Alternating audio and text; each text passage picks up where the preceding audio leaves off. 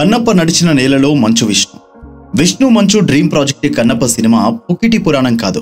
తెలుగు జాతి పూజాఫలం మహాభక్తుడు కన్నప్ప చరిత్ర అని విష్ణు ఎన్నోసార్లు చెప్పారు. కొన్నేళ్ల క్రితం వరకు కన్నప్ప తమిళుడు అని కన్నడిగుడని కొంతమంది వాదిస్తుండేవారు.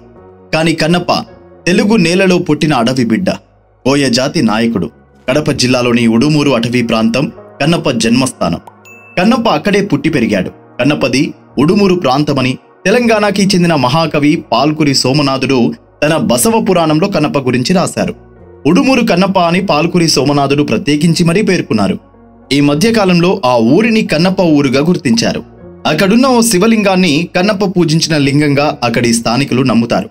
కన్నప్ప కథ రాసేటప్పుడు విష్ణు మంచు ఆ ప్రాంతాన్ని సందర్శించారు. ఇప్పుడు కన్నప్ప సినిమా ఏప్రిల్ 25న వరల్డ్ వైడ్ రిలీజ్ కి రెడీ అయిన సందర్భంలో విష్ణు మంచు ఆ ఊరిని శివాలయాన్ని సందర్శించారు.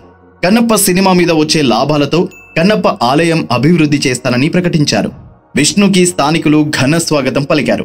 కన్నప్ప సినిమా ఘన విజయం సాధించాలని శుభాకాంక్షలు తెలిపారు.